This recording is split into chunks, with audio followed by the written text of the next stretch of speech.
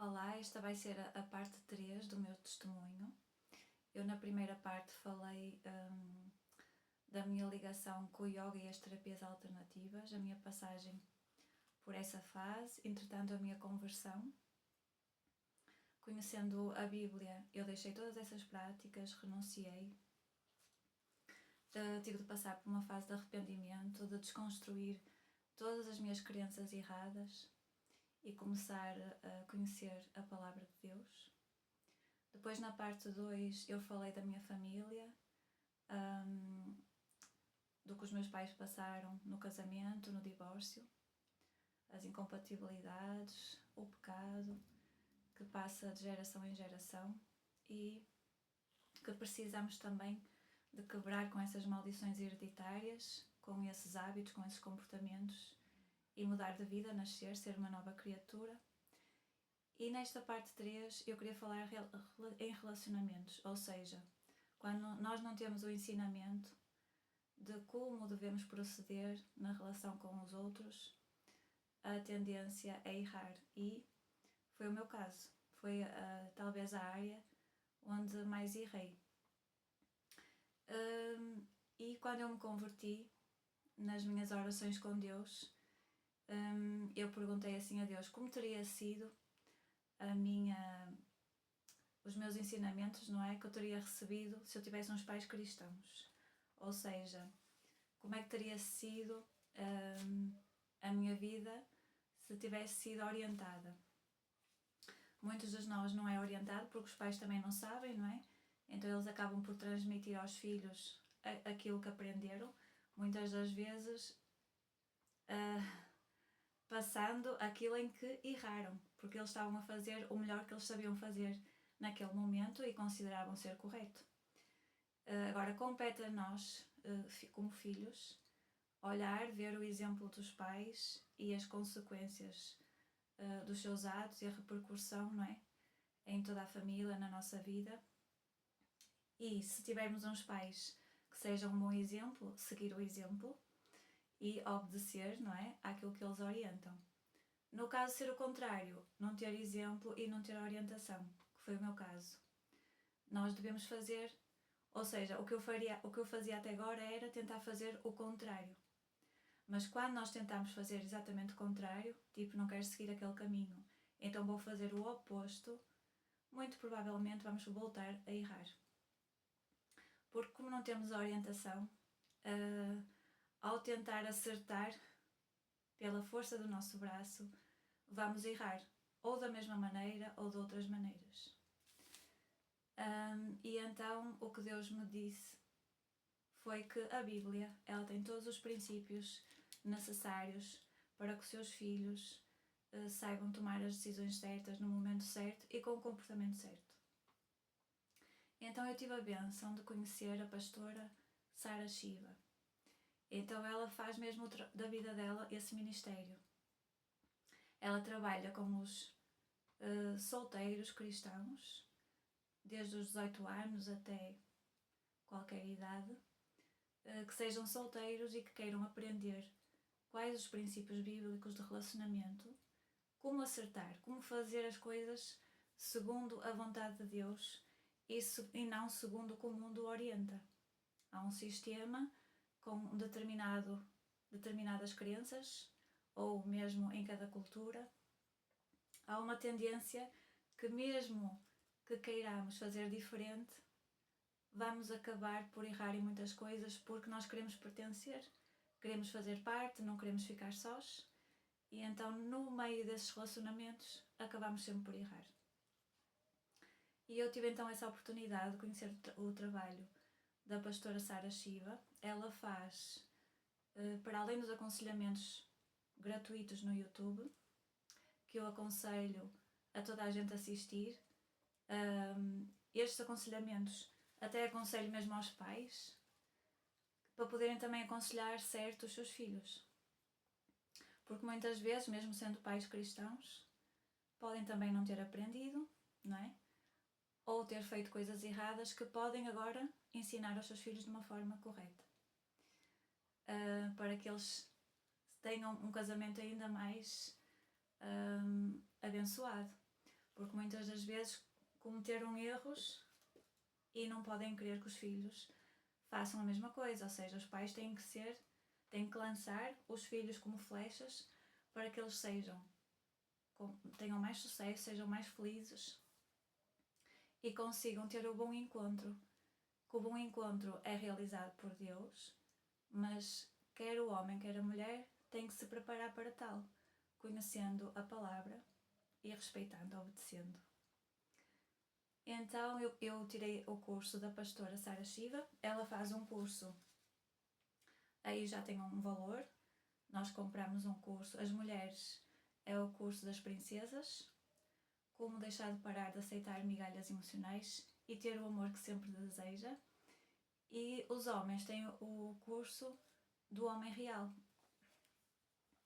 Ou seja, as mulheres só podem fazer o curso das mulheres e os homens só podem fazer o curso dos homens, em que a pastora, que ela tem mesmo um dom, que é de conseguir ver o comportamento, a personalidade, as falhas, a tendência do comportamento que vai gerar um feedback negativo da parte do outro, ou aquilo em que podemos melhorar até em nós mesmos para obter do outro o amor, o respeito que nós buscamos. Então eu não vou abrir o conteúdo do curso aqui, porque não posso fazer isso, mas este vídeo é para aconselhar toda a gente que quer casar ou que quer aprender sobre isso, que quer perceber porque é que errou tanto no passado, porque é que nunca deu certo, e às vezes nós culpamos o mundo, os pais, ou nós mesmos, ou o outro, mas a verdade é que tudo aquilo que nós semeamos, nós vamos colher. Então, se nós semeamos comportamentos errados, vamos colher comportamentos errados do outro também. Mesmo que o outro seja a melhor pessoa no mundo, há esse efeito de ação e reação. Então, através deste curso, destas aprendizagens baseados na Bíblia, são princípios bíblicos. A pastora resumiu os ensinamentos dela, inspirados pelo Espírito Santo.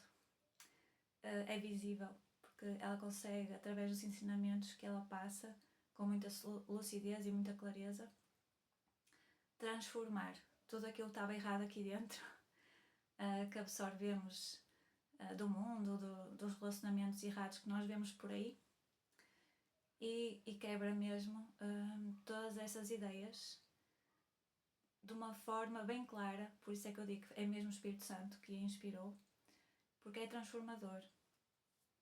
E então este é o meu testemunho sobre isso também, porque transformou a mim mesma, e a minha vontade era conseguir chegar a toda a gente que está nesse processo, mesmo desde a adolescência, quando começam a sonhar em casar e constituir uma família, para as pessoas da igreja, não é? Que são crentes e que querem obedecer aos mandamentos de Deus. Porque as pessoas que não querem obedecer vão fazer as coisas como elas querem, segundo as suas vontades, os seus desejos, mas por isso é que o mundo está como está. E às vezes, dentro da igreja, os casamentos só não são mais bem-sucedidos e as pessoas não são mais felizes porque desconheciam esses ensinamentos, esses princípios. A própria pastora Sara Shiva, na altura dela, não é? Lá pelos 20 e tal anos, que ela recebeu estes ensinamentos. Ela agora está com 53, se não me engano, portanto já há quase 30 anos que ela transmite e vai de igreja em igreja ensinar as pessoas. E tem muitos testemunhos de casamentos em santidade, felizes, em que os casais são os melhores amigos. Portanto, é esse o propósito de Deus.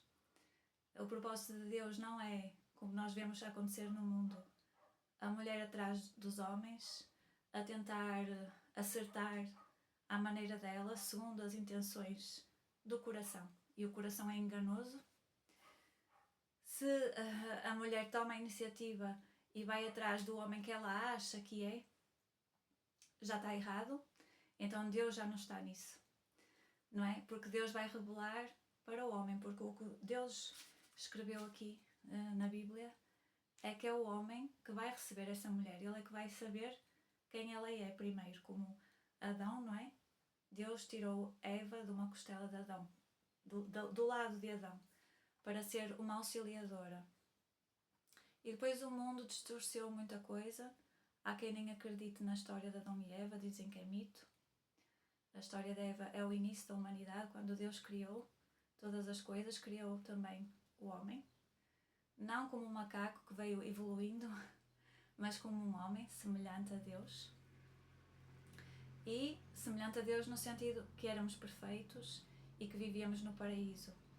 Se não deixássemos entrar o pecado, não estaríamos a viver nada disto que estamos a viver agora. Estaríamos em comunhão constante com Deus, em santidade, sem dor, sem enfermidades, sem guerras, e isso vai acontecer quando Jesus voltar.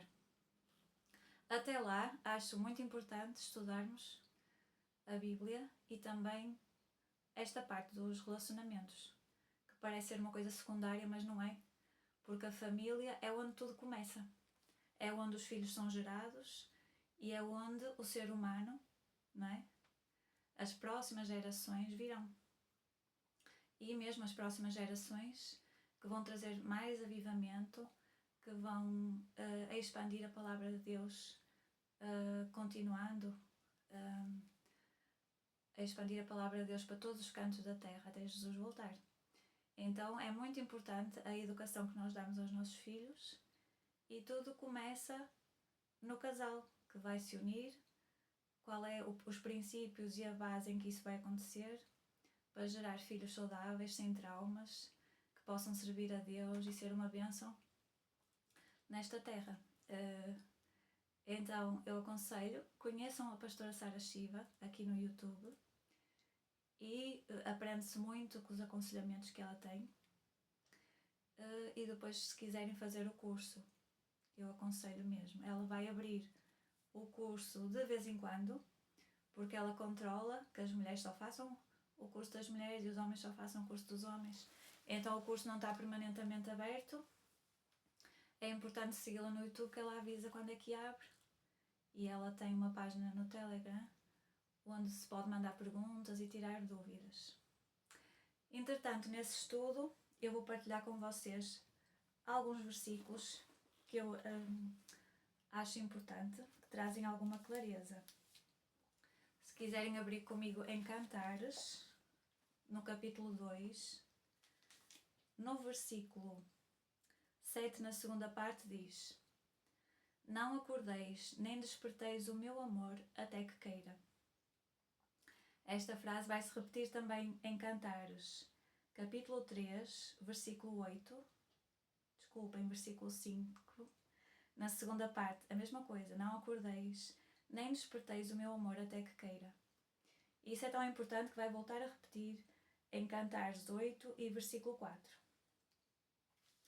Então aqui, esta frase, que ocorre aqui 3 vezes em Cantares, de Salomão, é a noiva que a emprega, ou seja, é a noiva que está a dizer: não acordeis nem desperteis o meu amor antes que queira.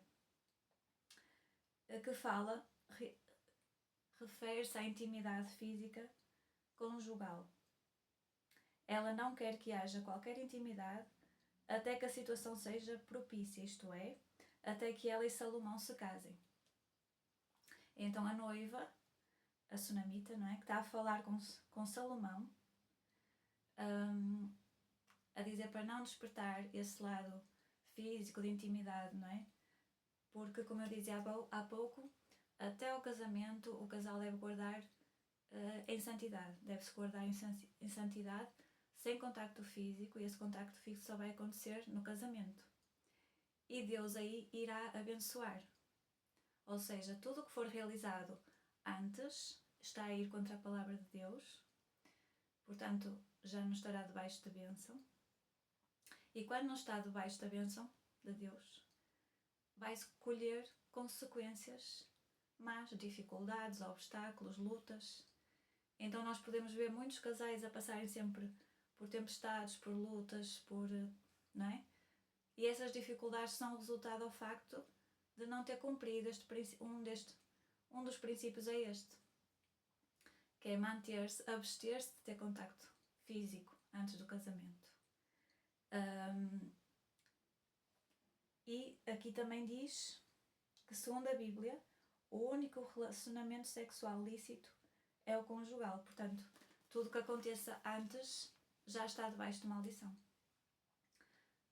Se o casal já tem relacionamento íntimo antes do casamento, depois do casamento vão passar por muitas dificuldades e muito provavelmente nem haverá esse relacionamento sexual, porque já não há admiração, já não há respeito.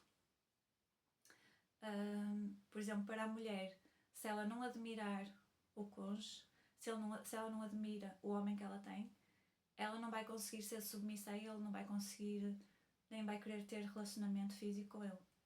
Porque na mente da mulher, ela precisa de admirá-lo e precisa de sentir que ele é o seu sacerdote. Ou seja, que ela está debaixo da proteção do sacerdote, que é o homem. Estes são princípios bíblicos. E o homem, que normalmente Deus põe no coração dele, que ele vai casar com a mulher que ele acha mais bela, mais bonita aos olhos dele, e ele tem que amar a sua esposa. Deus diz. Porque Deus sabe que a mulher ama naturalmente. Então a mulher precisa de admiração. Sentir que o homem é o provedor, é o protetor e que ama e respeita. E o homem gosta de sentir essa beleza, não é? Ele gosta de sentir que os olhos, que ele só tem olhos para ela, que a mulher dele é a mais bela. E é assim que Deus faz as coisas. Deus faz com que essas coisas combinem perfeitamente. Então Deus é que faz isso. Aquilo que é belo aos meus olhos não é aos seus olhos. Então há aqui uma conjugação perfeita, que é o bom encontro, que é Deus que faz quando nós obedecemos aos seus princípios. E agora vou abrir também um pouco mais à frente. Estávamos no início da Bíblia, agora no meio, vamos quase para o final. Em Hebreus, capítulo 13, versículo 4. E diz assim: venerado seja entre todos o matrimónio e o leito sem mácula. Porém, aos que se dão à prostituição e aos adúlteros, Deus os julgará. Então, está tudo dito. O crente, antes de mais nada, precisa de ser moral e sexualmente puro. O apóstolo Paulo também vai falar neste mesmo sentido em 2 Coríntios, capítulo 11, versículo 2, que eu não vou ler, e em Tito, no capítulo 2 e versículo 5, e também em 1 Pedro 3, 2. A palavra puro significa livre de toda a mácula da lascívia. O termo refere-se à abstenção de todos os atos e pensamentos que incitam desejos incompatíveis com a virgindade e a castidade ou com os votos matrimoniais da pessoa. Ou seja, todos os atos e pensamentos que vão contra essa pureza é um pecado. É o pecado da lascívia. Refere-se também ao domínio próprio e à abstenção de qualquer atividade sexual que contamina a pureza da pessoa diante de Deus. Então, o que Deus pede a quem é solteiro, antes de casar, que tenha domínio próprio e que se abstenha de qualquer atividade de cunho sexual. Isso abrange o controle do corpo em santificação e honra, assim como diz em 1 Tessalonicenses, capítulo 4 e versículo 4, e não em concupiscência, que é as vontades da carne. Este ensino das Escrituras é tanto para os solteiros como para os casados. A intimidade sexual é limitada ao matrimónio. Somente nesta condição ela é aceita e abençoada por Deus. Aqui em Gênesis já fala isto, no capítulo 2, versículo 24, e em Cantares, não é? 2:7 e 4:12. Mediante o casamento, marido e mulher tornam-se uma só carne, segundo a vontade de Deus. Os prazeres físicos e emocionais normais, decorrentes do relacionamento conjugal fiel, são ordenados por Deus e por Ele honrados. Então, todo o casal que se mantém em santidade até o casamento, que cumpre estes princípios de não viver em lascívia nem nas concupiscências da carne, ou seja, que ele não alimenta esses desejos nem sequer no seu pensamento, eles vão ser honrados por Deus. Deus garante na sua palavra que quem fizer isto vai ser abençoado. O crente deve ter autocontrole e abster-se de toda e qualquer prática sexual antes do casamento. Justificar intimidade pré-marital em nome de Cristo, simplesmente com base num compromisso real ou imaginário, é transigir abertamente com os padrões santos de Deus. Então, mesmo que o casal diga: nós temos intimidade, mas nós vamos casar, nós temos um compromisso e só fazemos isto um com o outro, nem assim é permitido por Deus. É mesmo importante para Deus manter-se puro e imaculado até o casamento. Assim como nós estamos na igreja pura e imaculada que Jesus vem buscar. Porque se a igreja não, aqueles que não estiverem nessa santidade, que tiverem o óleo, que tenham lamparinas acesas, esses não irão entrar. É igualar-se aos modos impuros do mundo e querer deste modo justificar a imoralidade. Ou seja, dizer que têm um compromisso um com o outro e que isso já justifica a intimidade física, isso é igualar-se aos padrões do mundo e tentar justificar aquilo que é imoralidade. Depois do casamento, a vida íntima deve limitar-se ao cônjuge. Por isso é que esta palavra também é para os casados, porque essa limitação continua depois de casados, só podem-se ter um ou outro. E a Bíblia cita a temperança como um aspecto do fruto do Espírito no crente, isto é, a conduta positiva e pura, contrastando com tudo que representa prazer sexual e moral, como libidinagem, fornicação, adultério e impureza. A nossa dedicação à vontade de Deus pela fé abre o caminho para recebermos a bênção do domínio próprio, a temperança.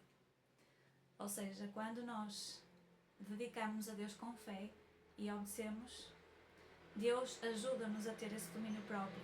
Ele abençoa-nos com o fruto do Espírito, que é a temperança, que está nos frutos do Espírito em Gálatas 5, dos versículos 22 ao 24.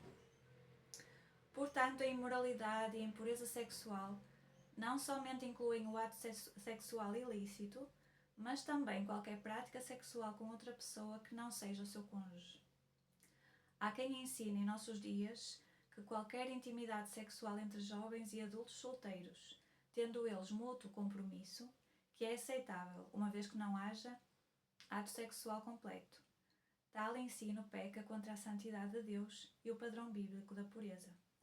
Deus proíbe explicitamente que descobrir a nudez ou ver a nudez de qualquer pessoa, a não ser entre marido e mulher, legalmente casados. Só nessa situação é que isso é possível. E agora, para terminar esta parte, a Bíblia fala de imoralidade, que são a fornicação, que significa qualquer intimidade e carícia fora do casamento, é claramente transgressão aos padrões morais de Deus para o seu povo. Deus também fala em Levítico e também está em 1 Coríntios 6, 18 e 1 Tessalonicenses 4, 3. Depois, outra imoralidade, a lascívia, que denota a ausência de princípios morais, principalmente o relaxamento pelo domínio próprio, que leva à conduta virtuosa. Ou seja, quando a pessoa se relaxa e não tem esse domínio próprio denota uma conduta virtuosa. Quando a pessoa se relaxa disso, ela está a praticar lascívia. Isso inclui a inclinação à tolerância quanto a paixões pecaminosas ou ao seu estímulo, e deste modo a pessoa torna-se partícipe de uma conduta antibíblica. Está em Gálatas 5,19, Efésios também 4,19, 1 Pedro capítulo 2 e 18. Assim como outro pecado, enganar, aproveitar-se de uma pessoa ou explorá-la significa privá-la da pureza moral de Deus que Deus pretendeu para essa pessoa, para a satisfação de desejos egoístas, despertar noutra pessoa estímulos sexuais que não possam ser correta e legitimamente satisfeitos. Significa explorá-la ou aproveitar-se dela. 1 Tessalonicenses 4:6 e Efésios 4:19. E por último, a lascívia ou a cobiça carnal. É um desejo carnal e moral que a pessoa daria vazão se tivesse a oportunidade. Ou seja, basta o pensamento. Basta a pessoa pensar, ela já está a pecar, já está a praticar imoralidade. Efésios 4:22, 1 Pedro 4:3, 2 Pedro 2:18 e Mateus 5:28. Ou seja, eu quando comecei a estudar a Palavra de Deus e com a ajuda da pastora Sara Shiva e tudo, eu percebi muitas das coisas que eu não sabia, outras uma pessoa já sabia que era pecado, mas vai cometendo a pensar, Deus percebe. Não percebe, é muito grave. É um adultério. E eu descobri que eu desde criança tinha a tendência à autodefraudação. Eu nunca tinha ouvido esse termo, mas depois de ler o livro da pastora, que se chama Defraudação Emocional, eu percebi, ok, este é o meu padrão, por isso nunca nada deu certo, por isso Deus me escondia com tábuas de cedro, porque a autodefraudação, o que é? É a pessoa escolher alguém, não é?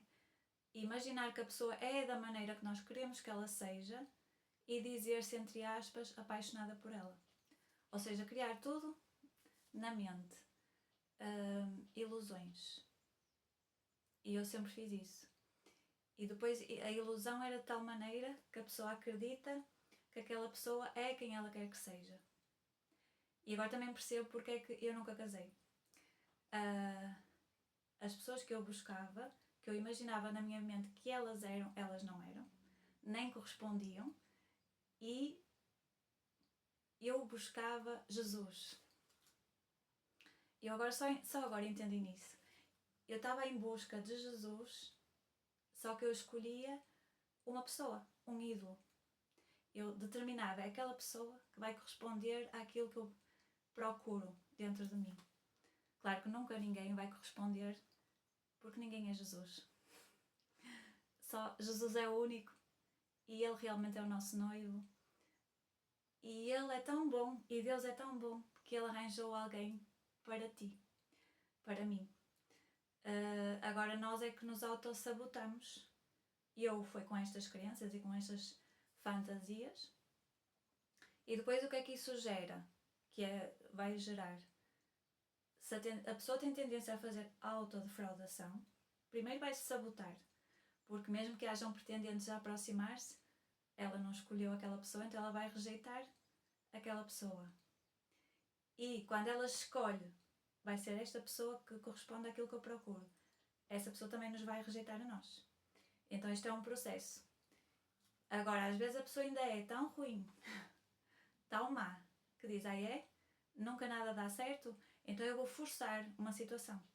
E pode vivenciar um relacionamento e vai ser uma tragédia. Porque está a fazer algo muito grave. Além de se autodefraudar, está a defraudar o irmão. E a própria palavra de Deus diz, não defraudeis o vosso irmão. Isso é muito grave. É criar expectativa no outro, já sabendo que não pode cumprir. E como dizia ali na palavra, que lemos ainda agora, muito menos estimular esse contacto físico, esse relacionamento no outro, sabendo que é uma coisa ilegítima. Ou até que não se vai concretizar o casamento, não é? Que vai ser uma coisa passageira e só de se aproveitar daquela pessoa. É muito grave, é um pecado. Então é preciso mesmo o arrependimento, o conhecimento, porque o meu povo perece por falta de conhecimento. É por as pessoas não conhecerem estas verdades que cometem estas coisas, não é? E depois outras coisas que se vê muito, mesmo na igreja, que é as pessoas elas querem tanto um ministério, e como é muito mais fácil um casal desenvolver esse ministério, a mulher sozinha tem muito mais dificuldade, o homem sozinho também. Porquê? Porque a família realmente é importante, e como toda a gente sabe que a família é importante para Deus, toda a gente quer casar rápido. E isso também é um pecado. Porque Deus tem um tempo para todas as coisas. E nós temos que ter a capacidade de esperar o tempo de Deus. Não é ficar sentado e não conhecer ninguém, não é? É deixar, fazer amizades e tudo mais, mas não forçar uma coisa só para se atingir um objetivo. Eu quero ser pastora, então tenho que casar rápido. Eu quero ser diaconisa, eu quero ser pastora também, então vou rapidamente casar para poder mostrar o meu ministério, mostrar a minha família. Acontece isso muito, e daí o sofrimento, daí a dor, não é? As lutas, e as pessoas depois pensam, o casamento é uma luta. Não, só que foi contra a vontade de Deus, e muitas das vezes a vontade de Deus é esperar. Abraão e Sara esperaram muito tempo pelo seu filho Isaac, não é? Acho que até mais de 20 anos, 23 anos, se não me engano, uma coisa assim. Ou seja, não é, muitas das vezes a promessa não é do dia para a noite. Ou às vezes poderia ser, lembram-se quando o povo saiu do Egito para a terra prometida, Deus queria que fosse rápido. Só que eles foram idolatrando pelo caminho, vendo os milagres, vendo Moisés abrir o mar vermelho, o maná cair do céu, a água saindo da rocha, a nuvem que os guiava com sombra durante o dia e com fogo durante a noite para os aquecer. E mesmo assim, eles desobedeceram e adoraram o bezerro de ouro. Nós fazemos isto na nossa vida. Quantas e quantas vezes Deus diz, olha, a promessa está ali, obedece à minha palavra, espera, ora, mantém-te em santidade, e nós queremos fazer do nosso jeito. E aí adiamos o cumprimento da promessa. Eu vi isso na minha vida, foi isso que aconteceu. Há aqui uma parte em Cantares 8 também incrível. Em Cantares, olha, naquele que começamos, no capítulo 8 diz assim, versículo 9. Se ela for um muro, edificaremos sobre ela um palácio de prata, e se ela for uma porta, cercá-la-emos com tábuas de cedro. Então aqui está a falar, se ela for um muro ou se ela for uma porta. Este versículo fala da irmã mais jovem, que se ela for um muro que resiste à tentação, ou seja, se a mulher for uma princesa, sabe se posicionar, sabe dizer não, sabe quando é que pode ser recíproca e sabe quando tem que pôr limites. As filhas de Jerusalém adorná-la-ão, isto é, a prepararão para o casamento. Ou seja, se a mulher for muro, se ela for princesa, souberem pôr limites e dizer não quando tem que ser, ela está pronta para casar. Mas se ela for uma porta que se abre à tentação, elas farão tudo o que for necessário para protegê-la da corrupção. Cercá-la-emos com tábuas de cedro. Então há muita gente que diz, eu sou solteira, mas sou invisível, ninguém me vê. Isso quer dizer que tu és porta e que Deus te cercou com tábuas de cedro para te proteger. Porquê? Porque senão tu dirias sim a qualquer coisa, a qualquer investida, dirias sim submetendo-te à pessoa antes do tempo, não é? Sem se saber posicionar, carente muitas das vezes, levando-se pelas tentações e pecando e estragando tudo. Então Deus tem tudo de bom para a pessoa. Se ela souber os princípios bíblicos, se ela respeitar as orientações do nosso Pai, e eu sou muito grata por ter tido esta oportunidade de conhecer os princípios bíblicos. Claro que eu só passei aqui um pouquinho, agora assim de uma forma incrível, maravilhosa, a pastora Sara explica tudo isso. Agora o que eu queria falar é que muitas vezes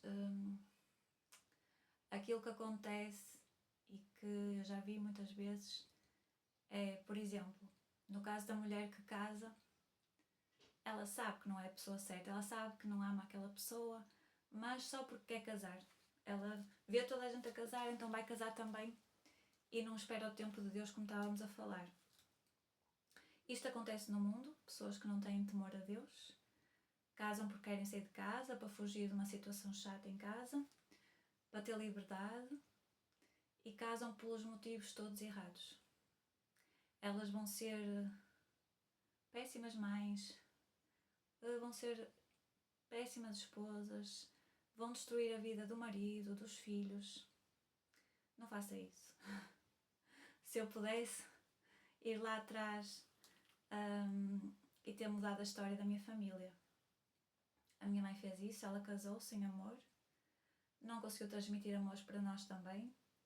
Eu tive que sair de casa dos meus 18 para os 19, a minha irmã um pouco mais cedo. A mais nova passou muito, porque não tinha amor, tinha os companheiros da minha mãe em contato com ela quando não deveriam. E tenho o meu pai, que sofreu muito com tudo isto, porque ele amava a minha mãe e amava-nos a nós. E teve, pois o mal nunca vem só, não é? Além do casamento, do divórcio,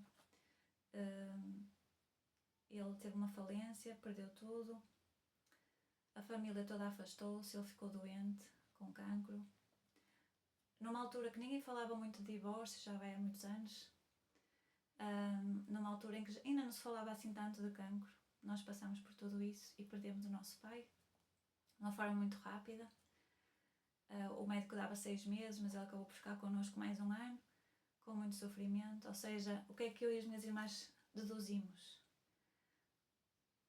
O casamento destrói a família, destrói a nossa vida. O casamento pode matar, como matou o meu pai, de sofrimento, de mágoa, de, sei lá, não ter desabafado, não ter seguido a vida para a frente. Prejudica-nos financeiramente, emocionalmente, não é? Tivemos uma vida mais sofrida, mais de luta. Esse é o lado menos bom. E depois o lado bom é conseguir ver a mão de Deus em cada situação, em momentos cruciais que Ele se manifestou sempre no caminho. E no meu caso, como vim a converter e encontrar os caminhos do Senhor, graças a Deus, mas por exemplo tenho 2 irmãs que são ateias, elas não acreditam sequer que Deus existe, porque senão elas acreditam que se Deus existisse nada disto teria acontecido, não é? Ou que nada disto aconteceu ao mundo. E nós sabemos que esta não é a vontade de Deus, foi o homem que escolheu e é o inimigo que está a rodar-nos, que anda sempre ao redor a ver quem possa tragar. Se nós abrirmos brechas, se nós não seguirmos Deus, olharmos sempre para a cruz, e o inimigo vai atacar. E vai atacar mesmo quem segue Jesus, principalmente, não é? Porque quem está confortavelmente longe de Deus, a curtir a vida, a viver nos prazeres, o inimigo não tem muito que atacar porque a pessoa já é dele. Agora, e quem está em cima do muro? Eu não sei se vou para um lado, se vou para o outro. Já é do inimigo também, então ele não se preocupa muito com essas pessoas. Ele ataca quem é crente, não é? Ele tenta destruir as famílias. É muito fácil para o inimigo entrar, porque ele entra por coisas que às vezes as pessoas nem se apercebem. O inimigo entra pela música do mundo, o inimigo entra pelos filmes, pelas séries em que toda a gente agora é viciado, as mensagens subliminares estão sempre lá. Não é? Como é que agora esta falta de identidade nos jovens é uma coisa que já acontecia antigamente? Era, não com tanta visibilidade. Porquê? Porque as famílias foram desestruturadas lá na raiz, lá na base. Se a mulher casa com um homem porque quer casar, se não o ama de verdade, nunca vai aceitar que ele seja o seu sacerdote. Ela vai gerar ali uma alienação parental. Não é? Ela vai se acabar por separar ou não, mas a alienação parental vai sempre denegrindo a imagem masculina, vai sempre denegrindo o homem, o pai. As crianças vão crescer a dizer: se o meu pai é assim tão mau como a minha mãe diz, eu nem sequer quero ser homem. Ou até pode ser o inverso. Então, homossexualidade e tantas outras coisas que estão a surgir agora no mundo, as pessoas a identificarem-se ou com os animais, ou a querer mudar de sexo e depois a relacionar-se com pessoa do mesmo sexo, é uma confusão tão grande que de onde é que vem? Vem da família, vem do berço e vem do pecado, porque isto é tudo fruto da pornografia, de todos estes ensinamentos que começa desde os desenhos animados, em que é permitido menina com menina e menino com menino. Começa logo nos desenhos a mostrar que a família já não é importante, que a pessoa deve ser independente. Eu cheguei a ver casos, por exemplo, num grupo de amizade com a minha mãe. Ela foi uma das primeiras a divorciar, lá no passado.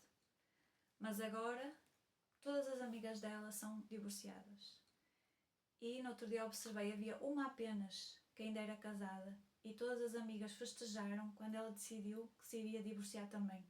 Porque há toda uma cultura a dizer, vais ser mais feliz quando não tiveres que ajudar essa pessoa, não tens que cozinhar para essa pessoa, não tens de sacrificar, podes sair, podes fazer o que tu quiseres. O mundo acha que seguir os prazeres, a diversão, eu sou livre, o que importa é o eu, este egoísmo, e de ver as pessoas contentes porque a única que era casada agora divorciou-se também. Como assim? Vocês conseguem perceber que isso é errado? As pessoas não conseguem perceber que isso é errado. Elas acham que quem é errado é quem está casado, mesmo que haja ali um sacrifício, porque nós temos que ajudar os filhos, ajudá-los a crescer, a fazer os deveres, a ir para a escola, a ir buscar e trazer. Quantas e quantas vezes sim os pais vão sacrificar a sua vida, mas é esse o caminho. Foi isso que Deus disse, ensina aos seus filhos o caminho onde eles devem andar. Porquê? Porque eles um dia mais tarde, mesmo que se desviem, mesmo que aconteça muita coisa que os tire do caminho, eles vão se lembrar.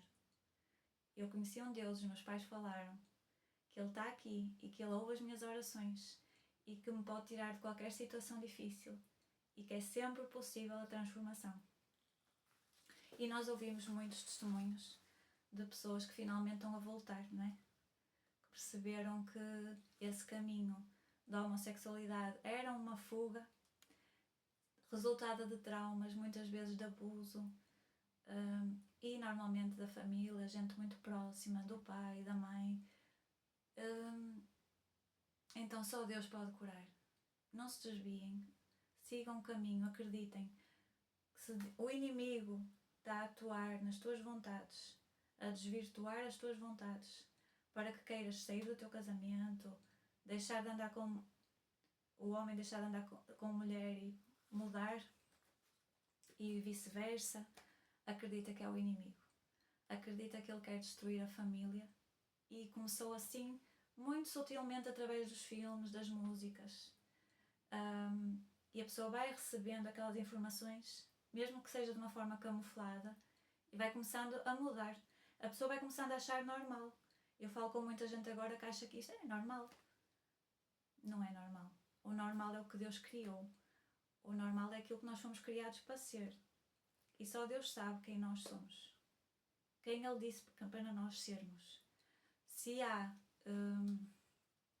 exceções, se a pessoa nasce de uma forma e sente-se de outra, então oremos e perguntemos a Deus qual é a sua vontade para nós. Então, quando nós conseguimos deixar as nossas vontades de lado, porque elas nos levam para o engano e o inimigo nos atrai por essas vontades, pararmos de achar que a vontade que é o nosso Deus, que é a nossa felicidade, é as nossas vontades. Não é. A nossa felicidade está na vontade de Deus. E quando nós sentimos, estamos a fazer o que Deus quer que nós façamos. A minha felicidade não é estar aqui a mostrar as minhas mazelas, a dizer o resultado e as consequências de uma vida desviada. Não é.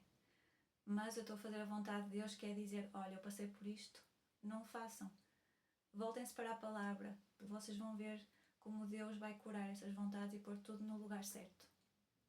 E os pais orem pelos seus filhos, abençoem os vossos filhos, mesmo quando eles estão nos caminhos errados, orem por eles e os recebam.